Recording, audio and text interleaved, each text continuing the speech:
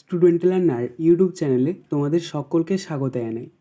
সবেমাত্র যারা ক্লাস 6 থেকে 7-এ উঠবে তাদের জন্য আমরা নিয়ে এসেছি বাংলা বিষয়ের অধ্যায়ভিত্তিক সাজেশন অর্থাৎ গুরুত্বপূর্ণ প্রশ্ন উত্তর নিয়ে।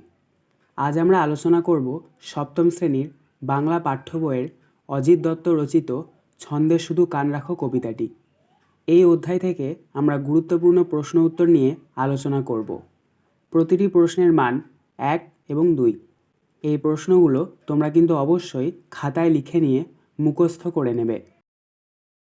প্রশ্নের মান 1।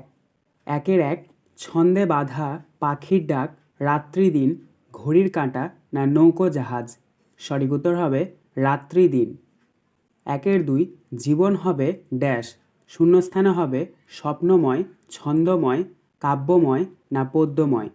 সঠিক উত্তর হবে পদ্যময়। 1-3 দিন দুপুরে ড্যাশ ডাকে, শূন্যস্থানে হবে ঝিঝির, পাখির, গাড়ির না ঝড়ের। সঠিক উত্তর হবে পাখির। 1-4 এই দুনিয়ায় যা না ভুললে ছন্দ অনুধাবন করা যাবে না তা হলো জ্ঞান, দ্বন্দ্ব, উচ্ছ্বাস না আবেগ। সঠিক উত্তর হবে দ্বন্দ্ব। 1-5 যে সময়ে ঝিঝি পোকা ডেকে ওঠে তা হলো ভোরে, ঘোর রাতে, দুপুরবেলায় না বিকেলে। সঠিক উত্তর হবে ঘোর রাতে। 1-6 নদীর স্রোতের ছন্দ যার সমতুল্য, নৌকার চলা, মাঝির গান, ছড়া না বৃষ্টি। সঠিক উত্তর হবে ছড়া। 1-7 ছন্দ ও সুরকে অনুভব করলে জীবন যা হতে পারে তা হলো পদ্যময়, দীর্ঘায়ু, স্বাস্থ্যকর না সুরভিত। সঠিক উত্তর হবে পদ্যময়। এবার দেখে নাও প্রশ্নের মান 1 অথবা 2। 2-1 মন্দ কথায় কান দিও না, মন্দ কথার প্রতি কবির কিরূপ মনোভাব কবিতায় ব্যক্ত হয়েছে। উত্তর মন্দ কথার প্রতি কবির নেতিবাচক মনোভাব কবিতায় ব্যক্ত হয়েছে। তিনি সব রকমের মন্দ কথা পুরোপুরি এড়িয়ে যাবার পরামর্শ দিয়েছেন।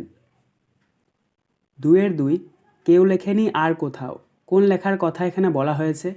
উত্তর নদীর স্রোতের কলকল শব্দে যে ছন্দ তৈরি হয় সেই রকম ছন্দে কোনো কবিতা কেউ লেখেনি, এ কথাই এখানে বলা হয়েছে।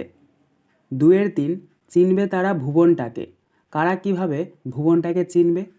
উত্তর যারা মন্দ কথায় কান না দিয়ে জীবনের ছন্দ মন দিয়ে শুনবে তারাই ভুবনটাকে চিনবে, কারণ ছন্দকে অনুভব করতে পারলেই ভুবন বা পৃথিবীকে চেনা সম্ভব।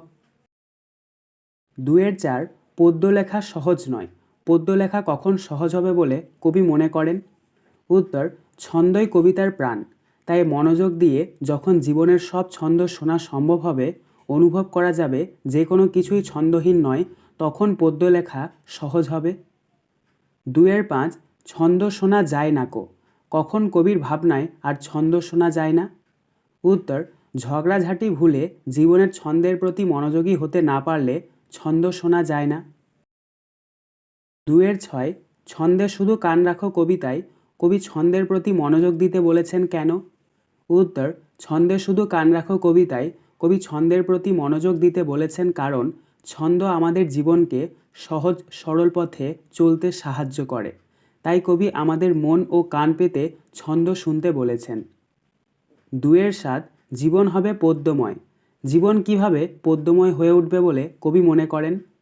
উত্তর কান পেতে এবং মন পেতে এই পৃথিবীর সমস্ত রকম ছন্দ বুঝতে পারলে এবং অনুভব করতে পারলে আমাদের জীবন পদ্যময় হয়ে উঠবে বলে কবি মনে করেন।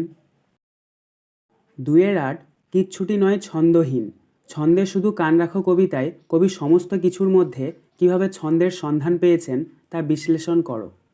উত্তর ছন্দে শুধু কান রাখো কবিতায় কবি অজিত দত্ত ঝড় বৃষ্টিতে, জ্যোৎস্না রাতে, দুপুরবেলায় পাখির ডাকে, নিঝুম রাতে ঝিঝির ডাকে, নদীর কলকল ধ্বনিতে, মোটর গাড়ি ও রেলগাড়ির চাকার শব্দে, নৌকো জাহাজের ভেসে চলার তালে তালে, ঘড়ির কাঁটার অবিরাম ঘুরে চলা এবং দিনরাত্রির আসা যাবার মধ্যেও ছন্দ খুঁজে পেয়েছেন।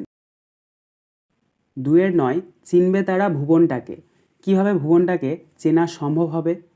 উত্তর এই পৃথিবীর সমস্ত ছন্দকে কান পেতে এবং মন দিয়ে শুনলে ভুবনটাকে চেনা সম্ভব হবে।